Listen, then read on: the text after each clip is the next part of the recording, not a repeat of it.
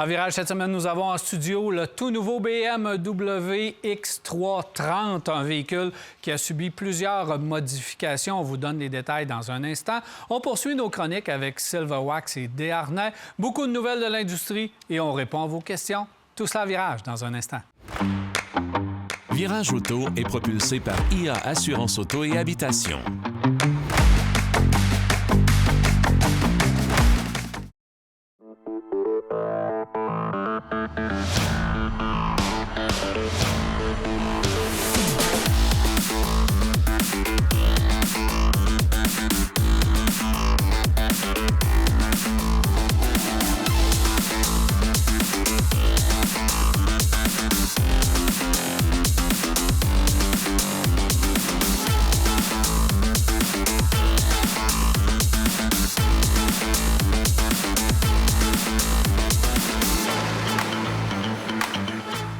Avec moi à l'émission aujourd'hui, Jacques, bienvenue. Marc Bouchard, salut messieurs. Hey, salut Daniel. Ça va bien? Oui, très bien, merci. Alors, nous avons en studio BMW X330 parce qu'on a changé un petit peu l'appellation au niveau de BMW, mais surtout, on a modifié notre X3 qui est devenu peut-être notre nouveau Série 3 parce qu'avant, on utilisait la Série 3 pour changer un peu l'image de BMW, surtout les phares, surtout les calandres. On faisait des tests sur la Série 3, puis quand ça marchait, on envoyait ça sur d'autres modèles.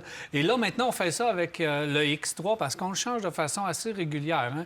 On sait qu'on l'a changé en 2018, on l'a changé à plusieurs reprises. On a changé les phares sur le X3. On est parti du rond et là, on a modifié encore. Et cette fois-ci, on arrive en 2025 avec un nouveau langage intérieur-extérieur. On joue avec le style, le design, mais on joue aussi avec les textures à l'intérieur maintenant, ce qui change pas mal la donne. Effectivement, on est beaucoup plus raffiné. On n'est quand même pas dans un véhicule complètement nouveau. Il faut rappeler que la plateforme, elle, même si c'est une plateforme modifiée, c'est quand même la plateforme de l'ancien X3. Ce qui a changé, c'est vraiment la robe, tout ce qu'on a modifié à l'extérieur, la calandre. Moi, j'aime la nouvelle calandre. Bon, vous allez me dire que c'est moi, mais donc, j'aime la nouvelle calandre. Je trouve que c'est bien réussi. Au lieu des espèces de petits reins un peu ordinaires qu'on avait auparavant. Donc, ça, c'est bien fait. J'aime que tu soulignes aussi le fait qu'on ait peaufiné beaucoup l'intérieur avec des nouvelles textures, des nouveaux modèles. C'est vraiment particulier. En termes mécaniques, on est dans des motorisations connues, cependant. Dans ce cas-ci, tu le dis, c'est le X330. Donc, c'est le moteur 4 cylindres 2 litres turbo, 255 chevaux. C'est un moteur qu'on connaît bien. Il existe un moteur plus puissant dans la version M50, mais nous, on a la version de base et tout à fait honnêtement, c'est largement suffisant parce que le fait, oui, la série 3, on le compare parce qu'on a fait des changements, mais on pourrait presque le comparer aussi en termes de maniabilité puis de façon de conduire parce qu'on nous offre un X3 qui est très homogène, qui est très polyvalent et qui se conduit de façon très dynamique. Moi, j'avoue que j'étais pas un fan du X3.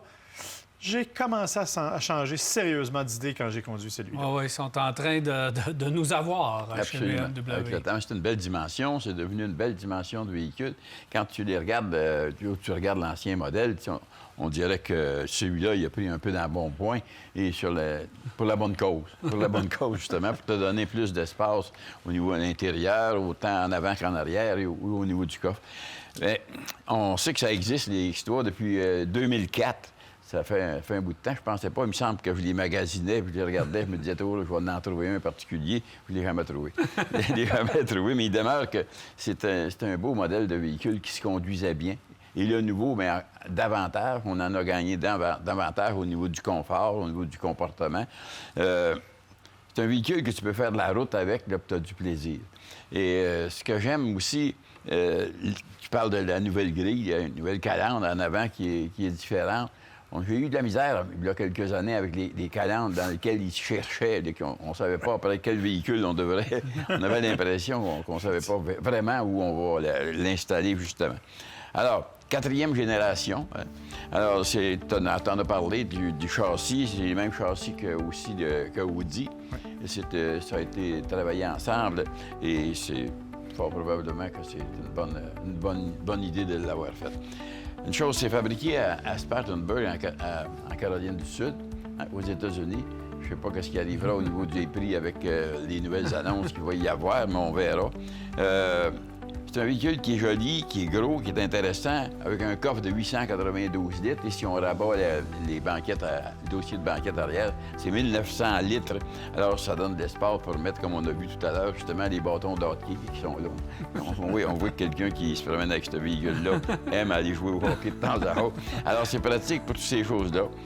Les sièges, j'ai une chose que j'ai remarquée au niveau des portes.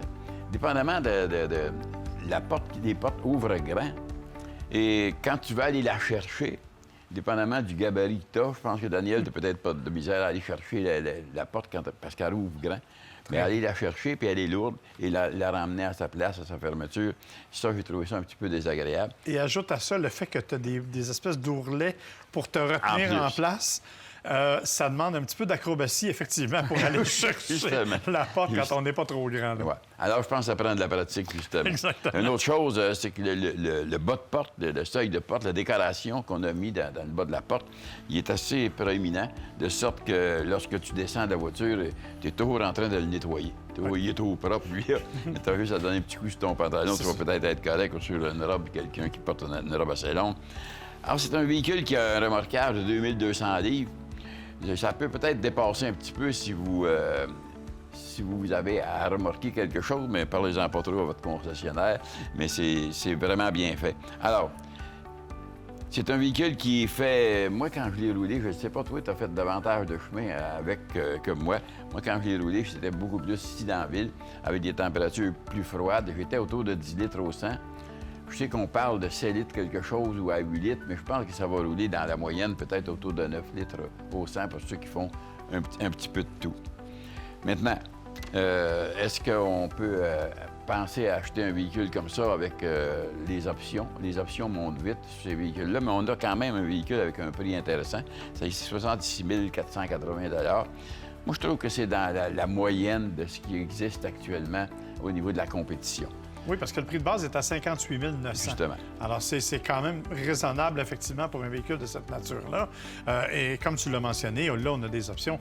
Les véhicules allemands, ça vient toujours avec un catalogue d'options. Absolument. J'ai l'impression de regarder les anciens catalogues Sears. mais effectivement, c'est un des défauts, en fait, de ces véhicules-là, c'est que le prix de base ne correspond pas aux véhicules que l'on a, en général, dans le cours. Il y a un modèle branché qui va arriver, je ne sais pas s'il est arrivé déjà, mais qui était à la veille d'arriver pour compétitionner surtout BMW. La Mercedes. Excusez, 350. Alors, qui, elle, fait quoi, 95 litres au 100, 95 km, juste en mode électrique. Ça, c'est pas mal le meilleur qu'il y a sur le marché. Eux, on parle beaucoup plus qu'il y aura un véhicule semblable, mais qui devra faire à peu près 60 km avec la recharge. Parce que ceux-là, ils ont une petite... Parce que on appelle ça hybride, là. Ils ont une petite batterie toute petite, 0,9, c'est pas des grosses batteries. C'est l'hybridation légère, en fait, qui est là pour donner un coup de main à certains éléments électriques, mais qui agit un peu sur la consommation, mais beaucoup moins qu'un vrai hybride. C'est du 48 volts. Alors, quand on parle d'hybridation légère, on ne parle pas du poids. Là. On parle d'une petite batterie toute petite. C'est vraiment très léger. Ouais. Mais à l'intérieur, moi, ce que j'ai aimé, vraiment, là, c'est qu'on a enlevé l'aspect cuir ou plastique à l'intérieur avec des tissus. C'est optionnel parce que vous pouvez vraiment là, jouer avec les couleurs, les cuirs et tout à l'intérieur. Et cette espèce de tissu qui recouvre la planche de bord, j'adore ça parce que peut-être que j'achèterais pas ça, mais ça devient une option intéressante pour justement, on voit qu'on s'en va vers un nouveau langage de design, des nouveaux matériaux. Aussi, au niveau de l'ouverture des portes, si on revoit à l'intérieur, on a refait tout le côté de la porte pour l'ouverture de la porte, barré, débarré et même des boutons affleurants pour ouvrir ou fermer les trappes de ventilation.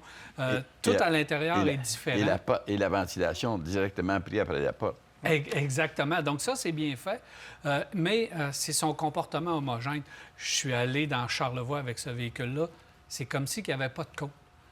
Littéralement, la transmission travaille de façon merveilleuse. Le moteur, tu ne tombes pas dans le sur-régime facilement dans les grosses côtes. C'est vraiment un comportement irréprochable.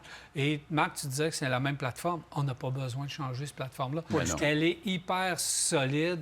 Les suspensions sont solides, mais surtout l'insonorisation qu'on a changé. L'hybridation légère amène vraiment un moteur plus doux parce que le petit moteur électrique qui vient aider fait en sorte que le moteur force moins, donc il y a moins de bruit à l'intérieur de l'habitacle. C'est d'une douceur incroyable.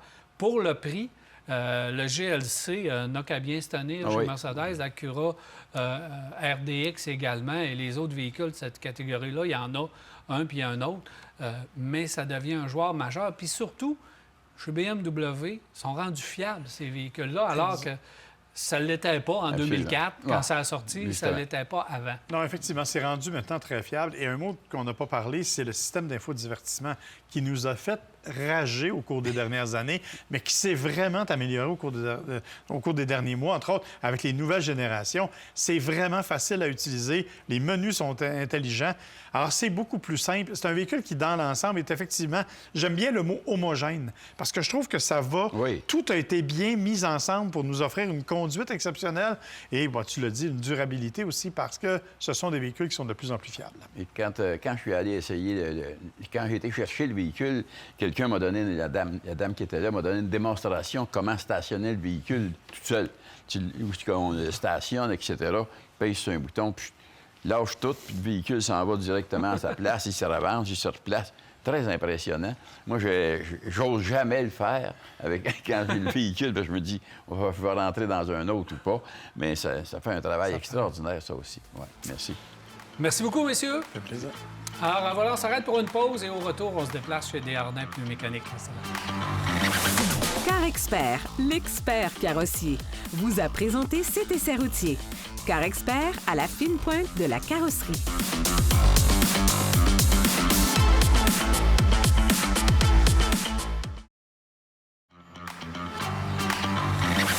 Ce segment d'émission vous est présenté par Napa Autopro et Desharnais Pneus et Mécanique. Desharnais, 75 ans et plus jeune que jamais.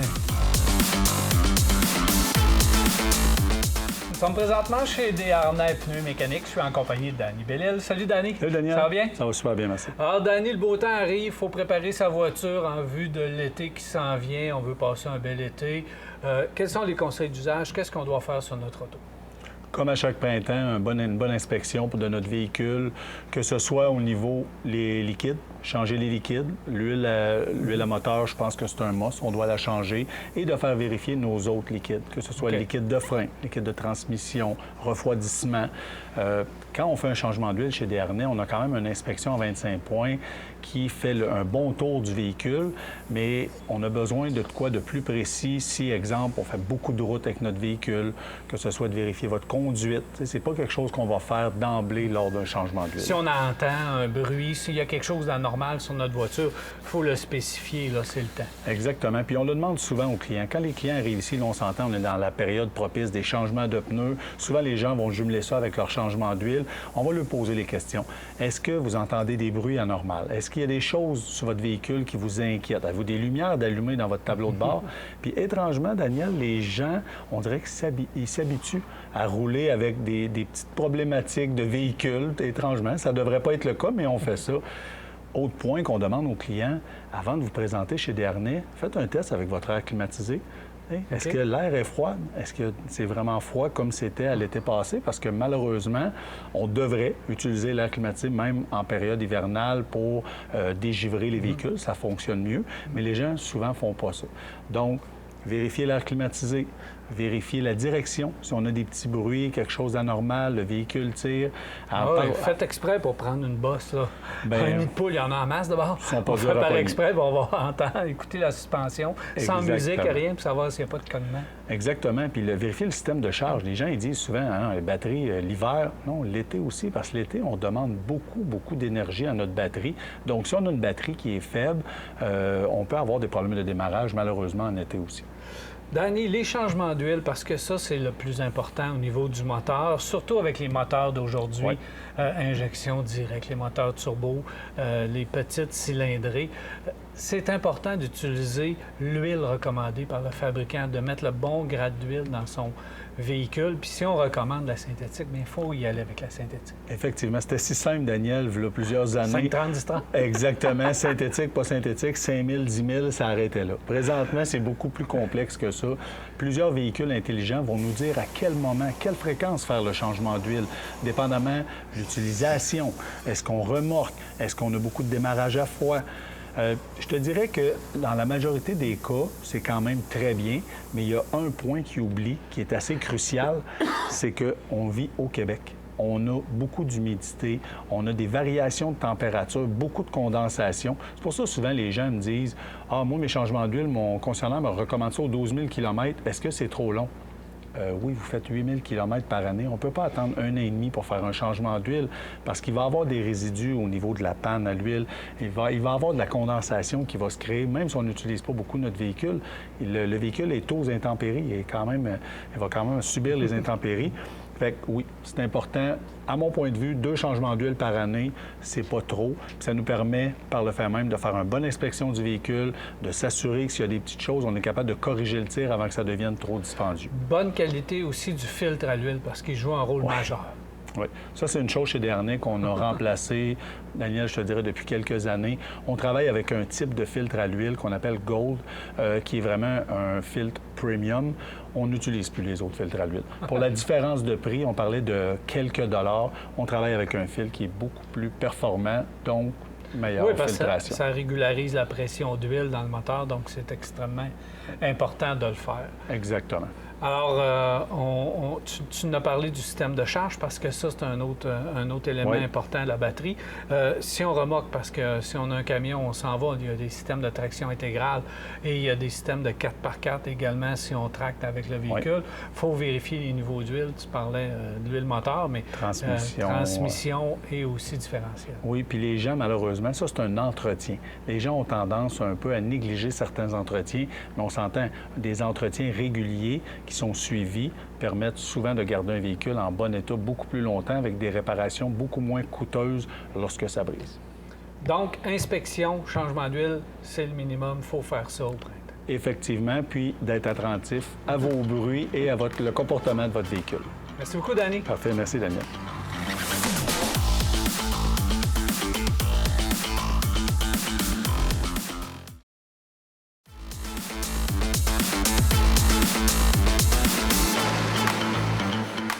Nous sommes de retour et c'est le temps des nouvelles de l'industrie avec Marc Bouchard. Alors, Marc, plusieurs nouvelles dans l'industrie. Ça bouge dans l'industrie automobile, c'est le fun. C'est le fun. Écoute, la première nouvelle, Hein? c'est une première mondiale au Canada. Bon, C'est assez rare, hein? très rare.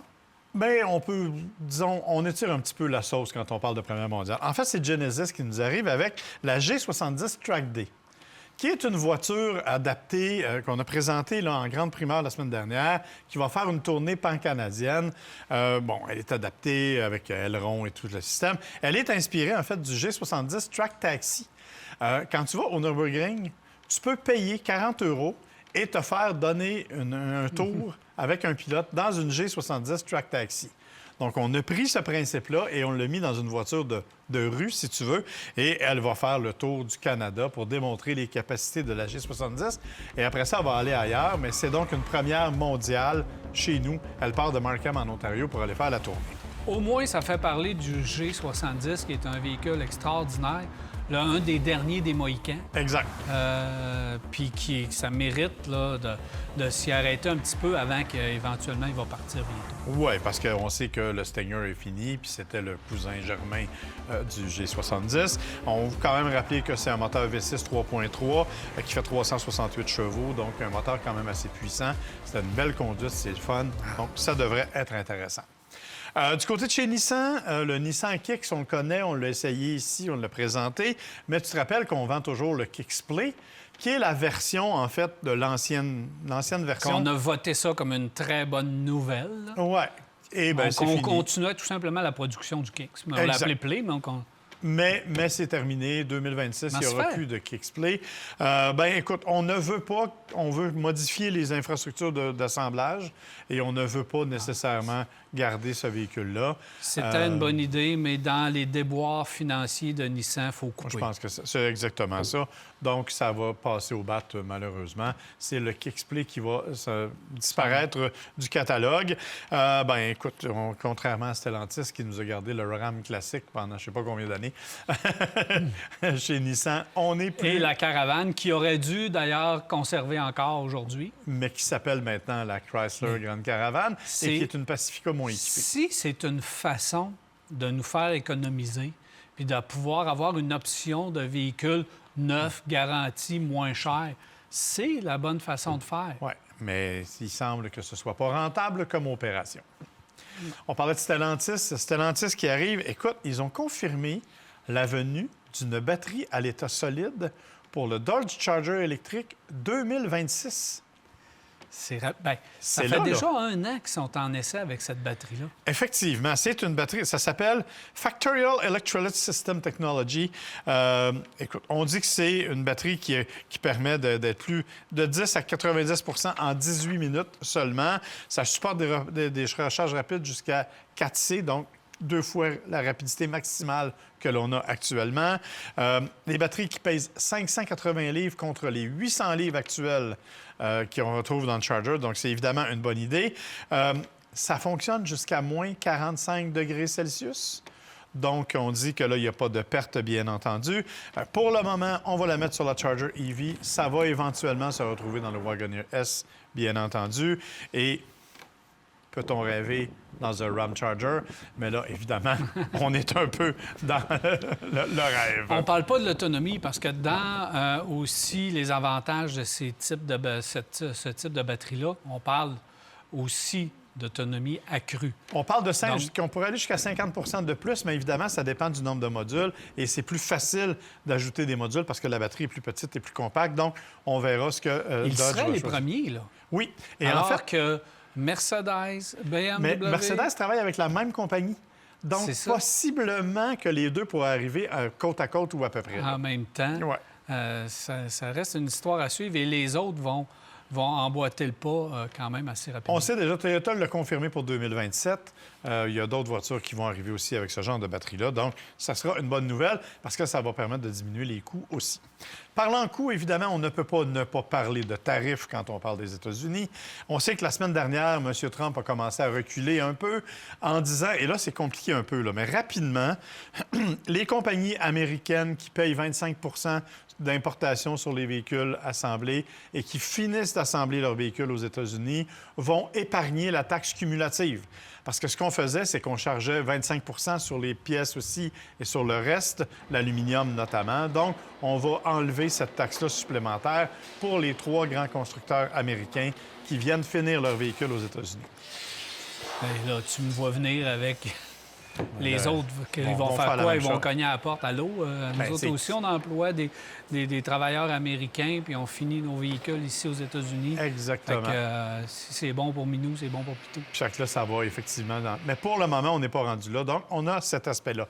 Mais il y a quand même des compagnies qui, entre-temps, ont réagi. C'est le cas notamment de Porsche qui a gelé ses importations. En fait, ce qu'ils ont fait, c'est qu'il y avait des voitures sur un bateau. Ils ont mis les 5000 véhicules, ils les ont débarqués. Mais c'était des voitures assemblées pré-tarif. Donc, il semble-t-il qu'elles ne soient pas affectées par le 25 Mais pour le moment, on a décidé de geler les importations. Les concessionnaires disent, si ça va bien, on a des autos jusqu'à la fin du mois de mai, peut-être début juin, mais c'est tout. Donc, on ne sait pas trop ce qui va se passer du côté de Porsche. Ce n'est pas les premiers, rappelle-toi. Volkswagen, Audi a fait la même chose. Donc, je pense... Ah oui, Land puis on Rover... transfère de la production. Subaru transfère de la production au Japon. C'était ma prochaine nouvelle, où Subaru, eux autres, de leur côté, ont choisi de prendre tous les modèles canadiens qui sont pour le Canada et de les faire assembler au Japon. Donc, ils vont épargner le 25 Mais ça va faire quoi à Lafayette? Ils vont avoir moins de production. Oui. Donc, probablement des pertes d'emploi, des travailleurs américains qui vont perdre leur emploi et moins Exact. de production là. Donc, ça ne fonctionne pas, son affaire. Sa façon de réfléchir et d'attaquer l'industrie automobile, ça fonctionne pas. Ça ne peut pas fonctionner. Et là, en tout cas, les rumeurs veulent que le gouvernement canadien, parce que tu sais que de toute façon, il y a déjà des frais là, qui sont payés par les importateurs. Hein. Le Volvo, entre autres, paye un pourcentage en fonction du parc de l'auto. Et là, le gouvernement canadien aurait fait des offres à ces fabricants-là de dire, si vous importez directement vos voitures de l'Europe, On ne vous charge plus ces tarifs-là. Donc, ça va Voici, faire on encore appelle plus mal. ça profiter des opportunités. Exactement. Ça va faire encore plus mal, bien entendu. Mazda, c'était le salon de Shanghai il y a quelques jours. La EZ60, un petit VUS 100% électrique. Écoute, ça a été la star du show. En moins de 48 heures, ils ont obtenu plus de 10 000 commandes pour leur petit VUS. C'est complètement fou. Je dois te dire cependant que ça coûtait exactement 10 yuan, soit 1,40$ pour placer une commande. Ça peut arriver qu'il y ait des cancellations. On va se garder une petite gêne. C'est un véhicule qu'on n'aura pas ici. Non, pour le Mais moment. regardez ce véhicule-là, parce qu'il est important. Regardez l'intérieur, regardez l'extérieur. Et regardez la mécanique, parce que même si on ne donne pas tous les détails, on parle d'un prolongateur d'autonomie avec moteur rotatif, comme on a fait sur la MX-30 en Europe. Donc, regardez le design, c'est les prochains véhicules Mazda. Ça va ressembler à ce design-là, intérieur, extérieur, l'arrière. Ouais. C'est vraiment très beau. Puis c'est une suite logique de ce qu'ils ont présentement. Tout à fait. C'est ça que j'aime. On ne s'en va pas dans le champ gauche, on reste dans C'est quelque Mazda. chose qui fonctionne. Puis ça ne démode pas les véhicules actuels. Effectivement, tu as tout à fait raison. Et une dernière toute petite nouvelle rapide. Alfa Romeo Stelvio, il y a quelqu'un qui a vu le brevet. Alors, regarde de quoi il a l'air. Mais c'est un rendering, donc c'est un Photoshop. C'est pas la version finale, mais ça devrait c'est ressembler à ça. très près de ce que ça va ressembler. C'est prometteur également. Et déjà, on change le tonnelet à la fin de l'année également. Exactement. Donc, ça va bouger enfin chez Alfa Romeo. Merci, Marc. Fait plaisir. Alors voilà, on s'arrête à virage et on vous revient. Restez avec nous. Ce segment est une présentation du réseau des garages recommandés CAA Québec et de B-Lepage Autoservice. Visitez caaquebec.com pour trouver votre garage.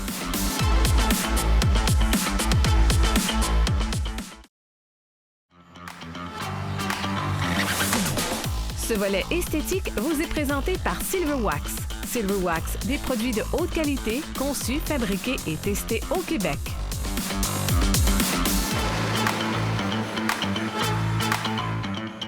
Nous sommes présentement chez Silverwax. Je suis en compagnie de Richard Pelchat. Salut, Richard. Salut, Daniel. Ça va bien? Ah oui, absolument. Alors, Richard, on va parler des convertibles aujourd'hui. Notre décapotable, on l'aime. Si on veut la protéger, évidemment. Puis il y a plusieurs trucs que tu vas nous donner aujourd'hui, justement pour la garder belle longtemps. Bien, tu sais, hein, tu te promènes en convertible, tu fais une petite randonnée, tu arrêtes dîner, le toit il est baissé pendant 2 heures. Qu'est-ce qui se passe? Bien, le soleil, hein? Fait son travail, lui. Le soleil fait son travail, puis tu peux pas l'arrêter. Fait que là, les cuirs ou les tissus, ou que ce soit même les plastiques, tout ce qui est plastique, les gens souvent oublient que il se fait brûler complètement. Puis là, à un moment-là, on se demande pourquoi que les plastiques sont blancs, pourquoi que les bancs sont séchés. Il faut absolument protéger ça. Très, très important. Le toit aussi. Un toit pour un convertible, ce qu'il faut savoir, c'est qu'il y a 2 types de toits de convertible. Il y en a un qui est en tissu, puis il y en a un qui est en type nylon à ce moment-là. Ça, c'est 2 qui se nettoient pareil, avec le nettoyant pour le toit de convertible. C'est vraiment, vraiment simple à nettoyer en passant. Tout ce qu'on a à faire, c'est qu'on prend le produit, on le vaporise et on le frotte avec une brosse semi-rigide. J'en ai amené une justement aujourd'hui. Ça, c'est parfait. On ne prend pas une brosse dure comme ça, là, où on peut abîmer le toit. Exactement. On y va avec une brosse qui est molle. On le vaporise, on frotte, puis on rince à grand eau. Et après ça, ce que je fais quand j'en fais, c'est que tu le laisses au soleil, tu le laisses sécher et tu appliques absolument un protecteur après. Okay. Le protecteur, en soi, il ne rendra pas le toit étanche. Il n'est pas là pour étancher le toit. Ce qui est là, il est là pour le protéger du soleil et il est là pour les saletés, le protéger des saletés. Okay. Éviter la décoloration. Exactement, exactement. Puis quand on va le relaver, mettons l'année prochaine ou dans 2 ans, tout dépendant, bien à ce moment-là, la saleté, elle va être prise dans le protecteur. On va enlever le protecteur, puis on va en mettre un autre. Le toit est toujours propre en dessous. OK. Ça, c'est bien important. Peu importe la couleur du toit. Ça n'a pas d'importance. Ça, c'est pas d'importance. C'est vraiment le tissu, puis bien savoir quel type de toit on a. Exactement. Si on a un toit en tissu, à ce moment-là, c'est vraiment le protecteur pour toit en tissu. C'est fait pour ça. Tout ce que ça nous prend, c'est un genre de petit applicateur où on peut même le prendre avec des microfibres comme tu as à côté de toi. Tout simplement, on le vaporise sur le toit, on l'éteint uniformément, puis on en met en masse. Puis on le laisse sécher. Ça peut se faire au soleil, ça peut se faire à l'ombre. Ça ne change absolument rien. Par contre, si on a un toit en vinyle, à ce moment-là, c'est pas ça que ça prend parce que le toit en tissu, lui, va absorber Le toit en vinyle, c'est un plastique, hein? Il ne faut pas se le cacher, c'est des composés de plastique. À ce moment-là, on met du effet Lotus. On dit, ah ouais, j'en mets sa carrosserie, ouais, c'est ça. je vais en mettre sur mon toit aussi. Oui, parce que c'est un céramique coating qui est malléable. Fait qu'on le met dessus et c'est lui qui va protéger le mieux. C'est ce qu'on s'est aperçu dans nos tests en laboratoire. Effet Lotus, c'est génial. L'eau va perler et ça va le protéger, tout simplement. Ouais. Bon, c'est bon à savoir. Des fois, hein, c'est le fun de savoir que des produits peuvent avoir plusieurs applications. Hein. Exactement. On peut s'en servir un petit peu partout. Oui, oui. L'effet Lotus en est un, celui-là. Oui. L'autre produit que j'ai aujourd'hui, on fait de grandes routes, qu'on soit en convertible ou qu'on soit en voiture ordinaire ou en camion ou en van, nettoyant pour insectes. On le sait, là, on s'en vient, on embarque dans la bonne saison, ce qui vont sortir, là, puis personne ne peut les éviter. Nettoyant pour insectes, vraiment simple. Quand on veut laver notre véhicule, il ne faut pas qu'il soit chaud, très important. Si le véhicule est chaud, on l'arrose tout simplement, on le refroidit. On vaporise le produit partout, que ce soit sur les vitres, que ce soit sur le capot ou qu'on ait un pare-pierre, on le vaporise dessus. On le laisse agir 30 secondes, on prend sa mitaine tout simplement avec son savon doux, on donne un petit coup, puis on rince à grand eau, puis tout va tomber. On n'a pas besoin d'effort, on n'a pas besoin de gratter. Ça marche très, très, très bien sans affecter la surface. Donc, ça, c'est un bon point, puis ça fonctionne vraiment très bien. Oui, ça fonctionne extrêmement bien. Extrêmement bien. Partout ce qu'il y en a, là, au niveau du toit, au début du toit, les vitres? Oui, la même chose. Ah oui. Puis beaucoup de gens qui ont des VR, hein? Les VR, tu pars, tu arrives d'un grand voyage, puis là t'en as-tu de la vitre sur un VR ou tu as des grands miroirs. Écoute, c'est le produit idéal. Les phares, ces affaires-là, il n'y a pas de problème. Sans aucun problème avec ça. L'autre produit, Richard? Vraiment important, le plastique. Tout ce qui est console, tout ce qui est j'appelle ça le bac arrière là, du convertible, tout ce qui est plastique, il faut le protéger. Je pense que c'est ça, c'est l'élément qui se détériore le plus rapidement. Et ça prend un produit qui a un protecteur UV à l'intérieur. Notre protecteur d'intérieur, il y a justement un protecteur UV et il va aider à garder le tableau de bord avec un aspect neuf. Il ne le mettra pas huileux, il ne le mettra pas brillant, il va le mettre exactement comme il était quand il était neuf, le véhicule. Donc, c'est important de l'utiliser, d'utiliser ces produits-là quand le véhicule est le plus neuf possible. Donc, dès que tu as le véhicule neuf, il va rester beau. Il ne faut pas attendre qu'il soit déjà décoloré. Le truc, il est là. Tu viens de le dire, c'est pas compliqué. C'est comme quand on vient d'avoir un véhicule neuf, la chose la plus importante, à mon point de vue, c'est de le protéger. Je le protège, fait qu'il va être beau pendant des années, si on attend effectivement. On gagne de la valeur de revente. On gagne la valeur de revente, il ne faut pas se le cacher. Quand un véhicule est propre, écoute, c'est drôle, c'est psychologique, mais ça va toujours mieux. En plus. Oui.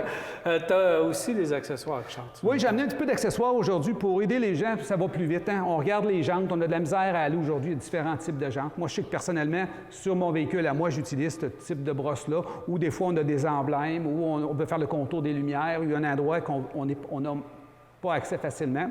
C'est génial, j'aime ça. L'autre petite brosse ici, écoute, on dirait une brosse à maquillage, mais c'est pas pour l'intérieur du véhicule. Ça peut être autant pour laver une surface qui est comme poreuse ou aller à un endroit, les trappes à air, ces choses-là. C'est quelque chose que j'aime aussi. Et juste en passant, ces petites brosses-là, pour les nettoyer, on passe ça à l'eau puis c'est fini. C'est à l'eau, c'est tout. Là. Je te dirais que sur le matériel, de la manière qui ont été conçues, les fibres, ça se nettoie juste à les rincer, tout simplement. Il n'y a rien qui colle à ça. Exact. L'autre brosse que j'ai amenée aujourd'hui, c'est une brosse pour nettoyer les pneus. Souvent, les gens vont nettoyer avec la mitaine. Ça ne va pas à fond, ça ne va pas dans le pli du pneu ou dans le lettrage. Ça prend une brosse raide. Ça, là, c'est un incontournable à tous les jours. Pour les jantes, bien, j'ai amené la verte, plus souple un petit peu parce que je ne veux pas égratigner les jantes. On sait que c'est fragile, des vernis pour les jantes, mais à ce moment-là, c'est un gros modèle qui est fait pour ça. Et pour sauver du temps... Oui, c'est un petit miracle. Raclette. Il y a différentes largeurs, on a différentes grandeurs à la boutique. Par contre, j'en ai amené une. Ça, écoutez, tu enlèves le surplus d'eau, tu ne graffines pas avec ça. Après ça, tu passes le linge, ça prend 2 secondes, puis le véhicule est redevenu ça. Exactement. Aujourd'hui, des chamois, on n'utilise plus ça. Moi, mes chamois, je ne les ai plus à la maison. Je les ai remplacés par 2 microfibres spécialement faites pour ça. Ce pas des microfibres qu'on lave à l'intérieur, c'est des microfibres qui sont faites pour absorber l'eau. Je n'ai même pas besoin de peser. J'ai juste à l'embarquer jusqu'il y a de l'eau et il va l'absorber immédiatement. Exactement. Et ça, au début, on achète ces brosses-là, mais on a ça presque à vie après. Là. Ça use pas, là. Ça use pas. Honnêtement, c'est une bonne remarque parce que c'est vrai, ceux que j'ai, moi, à la maison, écoute, ça fait des années que j'ai ça. Puis sont belles, sont encore très, très belles. Ben oui, c'est ça. Ça fait que c'est un coup à donner, puis après ça, on est tranquille pour le restant de nos possessions de voitures. Exactement. Merci beaucoup, Charles. Ça fait plaisir.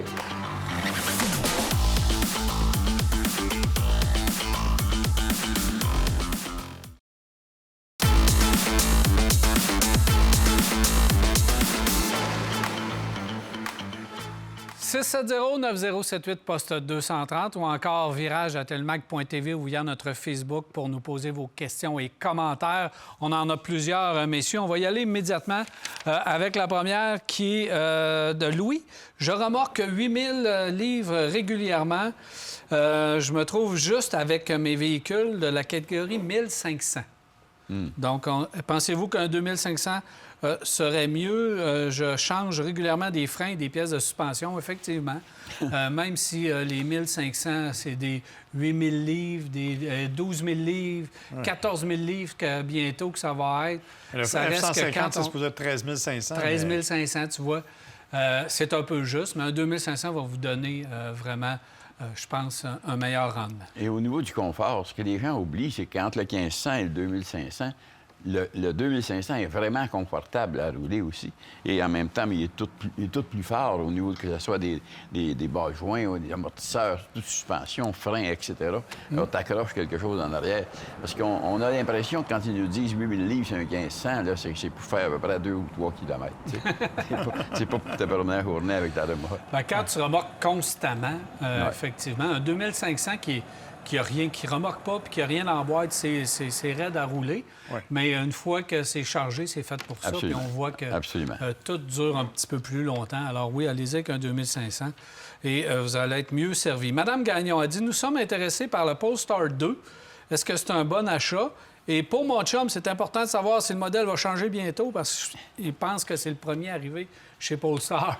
Donc oui, c'est le premier arrivé chez Polestar. Le deuxième, en réalité, mais la Polestar 1 a été en nombre très, très, très limité, puis ça valait 200 000 $. Mais oui, effectivement, c'est le premier véhicule qui a été présenté là, au grand public. En grand volume. Effectivement, c'est un véhicule qui devrait changer au cours des... Mais il ne changera pas là, rapidement. Polestar a bien d'autres projets actuellement.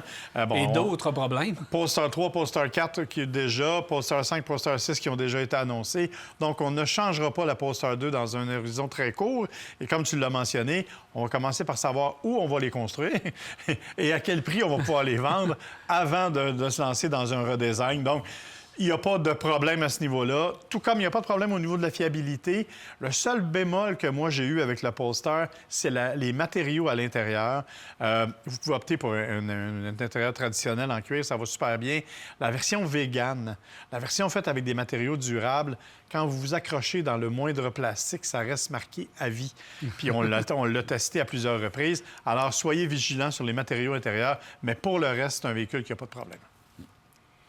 Moi non plus, j'ai rien à dire sur ce véhicule. Non. C'est tout dit. C'est un bon achat à date. C'est un bon achat chez Polestar. Mais effectivement, là, au niveau de la production, ça commence à être un problème de jongler. Qu'est-ce qui va être calculé comme production chinoise, etc. Et surtout, la provenance des composantes, des pièces, qu'est-ce qui va être taxé, pas taxé. Je te dis que l'industrie automobile, là, présentement, en ont plein leur casse. Nissan Kicks, de base, pas le nouveau modèle parce qu'il est trop cher pour 5 ans, 15 000 km par année. Donc, rien à dire pour le petit. On l'appelle le Kicks Play. Kicks Play, comme on vient de l'annoncer aux nouvelles, c'est un véhicule qui ne sera pas renouvelé en 2026. Donc, si vous le voulez, vous le prenez maintenant. Écoutez, oui et non. Oui, parce qu'effectivement, il n'est pas cher. Non, parce qu'il n'y a pas d'intégrale puis il y a un paquet d'affaires qu'il n'y a pas qui sont dans le nouveau. Donc, c'est vraiment une question de choix. C'est pas un mauvais véhicule, mais il manque beaucoup de choses. C'est un véhicule prix économique. 4 000 $ de différence, je vous dirais que le Kicks standard serait peut-être un meilleur choix, mais là, évidemment, question de budget. Puis on ajoute quoi? Encore une couple de mille pour la traction intégrale? Oui. Tant qu'à y être. Puis là, on est rendu à 10 000. Fait que là, si on veut... C'est ça qui est le problème. Oui, ça dépend ce qu'on va en faire. C'est ça que je vous dis. Là. Exactement. Ça là, on dit, pas le nouveau, il est trop cher. C'est déjà spécifié dans la question. Oui, justement. Non, moi, si tu achètes un prix, tu as un parapluie, tu es à l'abri du vent. Tu peux te promener, puis ça va... Il va bien, le petit Ben Escape. oui, Il ben est oui. fun à conduire. Manque de moteur, puis il n'y a pas de rouage. C'est un véhicule économique. Eh oui, je suis rendu vieux puis chialeux. Laissez-moi donc faire. Tu partiras avec le X3 en arrière. Là. C'est tes moyens, mais il y en a qui n'ont pas ces moyens-là, Marc. Simon, on dit qu'est-ce qui arrive avec VinFast? J'aime leur garantie de 10 ans, 200 000 km. La batterie est garantie 10 ans, illimitée. VF6 ou VF7, en tout cas, ne sont pas encore là. Donc, il y a des nouveaux modèles annoncés qui ne sont pas encore là. Il y en a juste 2 encore de disponibles. Et on n'a plus de nouvelles de cette compagnie. Non. En Moi, fait, j'en ai plus. Au Salon de l'auto électrique qui a eu lieu la fin de semaine dernière à Montréal, on a présenté les VF6, VF7, mais on n'a pas de date d'arrivée des modèles. C'est une compagnie qui, écoutez, ils ont eu énormément de problèmes au niveau de la fiabilité de leur véhicule. Les propriétaires ont utilisé toutes sortes de mots pas gentils à l'égard de la compagnie. Alors, honnêtement, on n'est pas capable de rien vous dire. Et essayer un véhicule VinFast, à moins de soudoyer un propriétaire, c'est pas possible. Donc, c'est très difficile pour nous de donner un jugement valable. Oui, puis il n'y a pas d'endroit encore vraiment spécifique pour l'entretien des véhicules. Je sais qu'il y avait ou qu'ils ont un endroit ici à Québec pour peut-être distribuer des véhicules, mais ça fait des années puis on n'a jamais entendu parler. Donc, pour la région ici, ça peut être un petit peu hasardeux. Moi, je ne prendrais pas de chance. Premièrement, c'est comme vous dites, on n'est pas capable de rien avoir ou avoir vraiment de bonnes informations. Et il y a quand même rentré un certain nombre de véhicules au Canada qui ne sont pas vendus. Je pense que c'est des 2022-2023, tu sais, fait que... Non, je pense qu'il rentre des 2025. Moi, j'attends 26. le petit VF3. Ça, c'est cute. Il est beau. Il était vraiment beau, ce petit véhicule-là. Pas de prix, rien. Bien, mais... il parlait d'en bas de 30 000, ce qui était le prix annoncé. C'est sûr que c'est un bébé Bronco là, électrique. Ouais, c'est cute comme tout. Là. Bon, on revient sur Terre avec un Ford Escape hybride all-wheel drive pour un bon 5 ans. J'ai pas le kilométrage par année, mais pas de problème avec le Ford hybride? Escape. Oui. Bien, c'est bon. Oui, c'est bon. Ils ont les cotes de rendement sont très bonnes. 5 ans. Écoutez, Ouais. vous avez un véhicule neuf, duré pour 5 ans. Il n'y a pas beaucoup de modèles qui vous rendront pas jusqu'à 5 ans si vous l'entretenez. La majorité des gens apportent ça les loups. Et je sais qu'il y avait une certaine faiblesse là, au niveau de pompe à l'eau ou ces choses-là après un assez haut kilométrage. Moi, je pense que s'il est loué Ça quelque coûte chose... pas cher à entretenir, Ben le non. Ford Escape. C'est un bon petit véhicule dans l'ensemble, surtout la version hybride. Le système hybride chez Ford, ça existe depuis longtemps. C'est le même système qu'on a dans Fusion, qu'il y avait dans Fusion donc, et dans d'autres modèles. J'espère, parce que là, il y a des rumeurs comme de quoi qu'on abandonnerait peut-être l'Escape. C'est vrai. Attention Ça, c'est le pain et le beurre du côté de chez Ford. On ne peut pas juste abandonner des véhicules puis pas y remplacer. Là. Le Edge, c'est terminé. L'Explorer, déjà, on parle que c'est terminé. Fait qu'on va devoir, si on arrête l'Escape, tout ce qui est sport... On n'a plus d'auto, puis on n'aura plus de sport utilitaire. Il va falloir... On ne vendra pas juste des Broncos et des Broncos Sport. Les marquis. Les F-150. Les marquis des F-150. Là, on va devoir annoncer des nouvelles choses chez Ford. C'est plutôt tranquille par les temps qui courent. On va devoir renouveler la Mustang. Aussi. Donc, il va falloir se virer de bord là, chez Ford. Il va falloir commencer à annoncer des trucs. Là. Mais là, pour le moment, ils annoncent des versions. C'est pas mal tout ce qu'ils sont capables d'annoncer. Des versions. Alain, il regarde pour un Chevrolet Traverse, 107 000 km. C'est un 2020 avec le 3.6. Pas de problème avec le véhicule. Faites vérifier et inspecter les éléments de suspension-direction, surtout à l'avant du véhicule. Bien, direction, ça va être à l'avant. Donc, s'assurer que tout est correct de ce côté-là, c'est probablement leur faiblesse où il faut aller travailler. Oui. Hein? C'est un véhicule qui est bien construit, qui est honnête. Puis les gens qui achètent ça, ils savent qu'est-ce qu'ils achètent.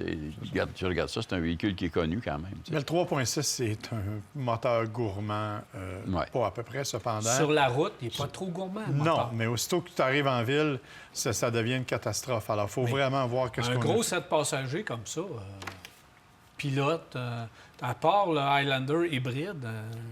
Ça consomme. Non, le 3.6, c'est particulièrement violent de ce côté-là. Le Highlander, ça n'a pas de même prix non plus. Non.